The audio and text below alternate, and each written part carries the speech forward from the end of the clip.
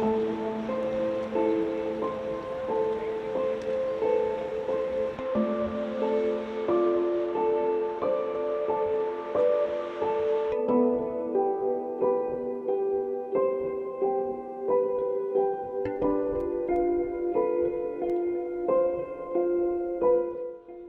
2019, le nombre d'habitants que comptait Lyon lors du dernier recensement est d'environ 516 000.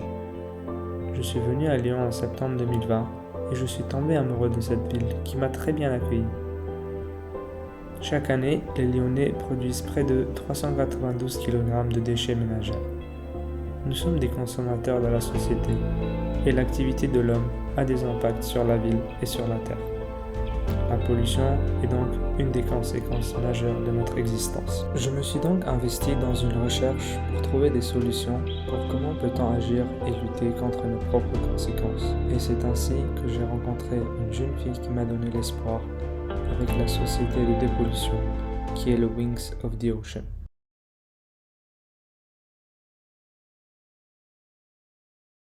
Moi c'est Tiana, je suis responsable de l'antenne lyonnaise. J'ai 25 ans, j'ai fait des études de philosophie et je m'intéresse à l'écologie depuis très longtemps et j'adore tout ce qui est le monde marin, les bateaux. Alors Wings of the Ocean, c'est les ailes de l'océan. C'est une association qui a été créée en 2018 par Julien Bosnitza. L'idée, elle est venue du fait qu'on a un voilier, donc les voiles, ça fait penser à des ailes. Et un voilier d'un bateau qui est sur l'océan, donc les ailes de l'océan. Et parce que c'est joli aussi. Le but numéro 1, c'est plus la sensibilisation par le fait de nos actions. Donc les gens qui y participent et les gens qui nous voient dépolluer, ramasser les déchets, qui se disent tiens, mais pourquoi des gens lambda ramassent les déchets des autres? En fait, c'est pas normal. Et en même temps, c'est aussi la présentation auprès de tout public, en fait, dans les écoles, les entreprises, enfin n'importe où. Nous, de dépolluer à Lyon, le sens il est très fort, c'est parce qu'on a le fleuve, on a le Rhône et la rivière, la Saône, entre autres, qui se jettent directement dans la Méditerranée et qui se jettent elles-mêmes directement dans d'autres mers et en Atlantique. Donc on est directement à un bras de l'océan ici. C'est hyper important de retenir cette pollution et prendre conscience de choses comme un mégot qui pollue 500 litres d'eau, ça c'est hyper important de connaître ça, parce qu'on sait que du coup on jette plus nos mégots n'importe où, mais dans une poubelle.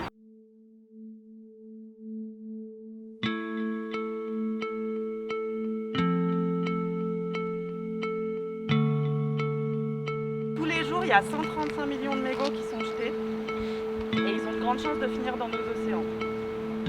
Pour rappel, un mégot pollue jusqu'à 500 litres d'eau. Les fumeurs ont souvent le mauvais réflexe, en fait par manque d'information, la tendance à jeter les mégots de cigarettes dans les bouches d'égouts. Disons que c'est un peu la seconde poubelle et que c'était mieux dans la bouche des égouts que sur le pavé. En fait, la bouche d'égout va être directement une porte vers la mer et le problème c'est que les stations d'épuration ne traitent pas forcément cette toxicité. Les mégots passent donc à travers les filtres et les grilles. Si vous concentrez votre regard sur le sol n'importe où vous êtes, il y a de grandes chances que vous apercevez les mégots de cigarettes. Et ça se trouve, ils sont là depuis déjà 5 ou 6 ans.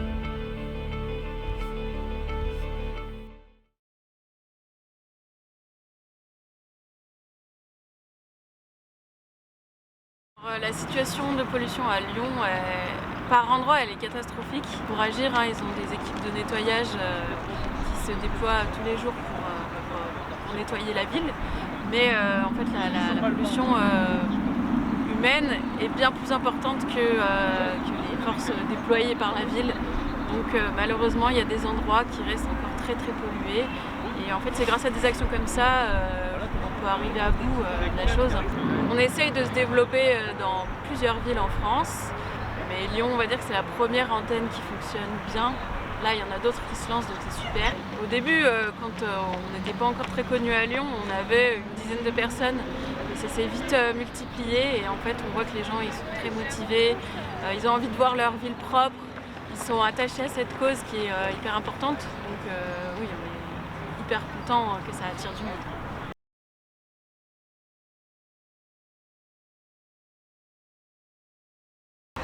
Alors là, l'objectif de dépollution sur l'année 2021 déjà, je crois qu'on pense arriver à 200 dépollutions dans l'année à peu près, ce qui est énorme.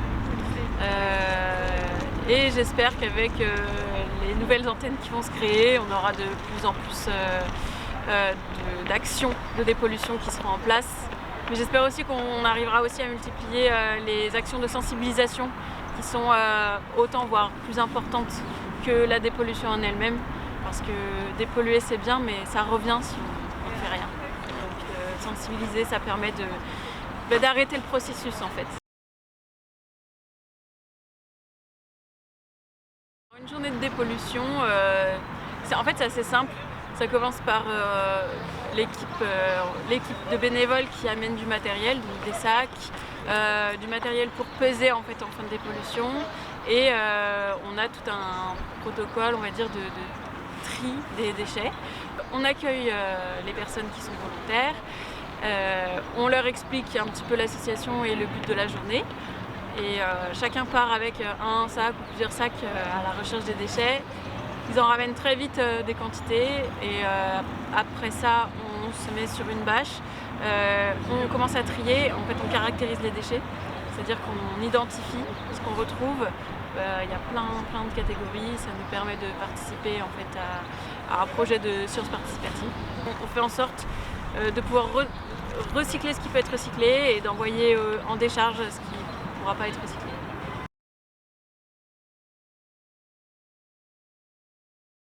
Tout le monde peut se mettre déjà un mode de vie qui commence à être connu, hein, c'est le mode de vie zéro déchet.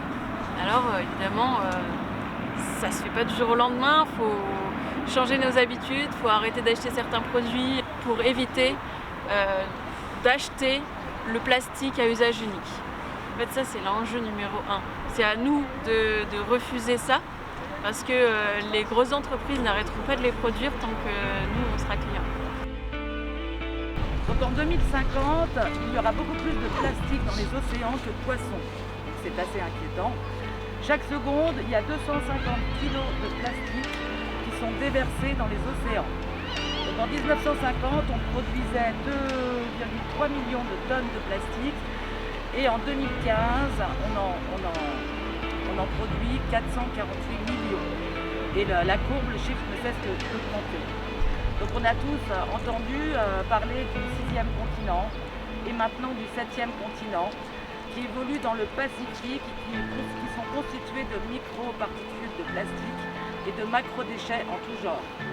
Il y a 5000 milliards de morceaux de plastique qui flottent déjà dans les mers et dans les océans. C'est bien de dire je vais arrêter d'acheter du plastique, mais si je suis la seule à le faire, ça va nulle part. Il faut que tout le monde arrive à prendre conscience de ça et à changer de mode de vie en fait.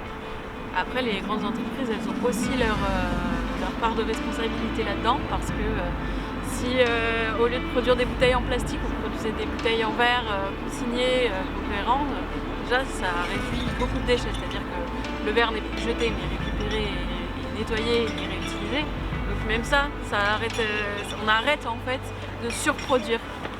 Donc l'enjeu il est à la fois personnel et à la fois du côté des entreprises. As-tu un message que tu veux partager à tout le monde? Un message, sortons la tête de l'eau, osons voir la réalité qui nous entoure. Il faut oser regarder cette réalité en face pour pouvoir agir en fait. Parce que tant qu'on se cache, on se dit non mais peut-être pas pour ma génération, la fin, on ne sait rien, la fin, quelle fin, on ne sait rien, mais il y a cette idée que ce sera pour la génération future, mais on y est déjà en fait. On est déjà dans un truc qu'il faut stopper et ça fait des années qu'on le dit et bon, les gens en prennent quand même conscience donc c'est bien, mais il faut ouvrir les yeux, il faut oser voir et agir, oser agir. Et venez dépolluer avec nous.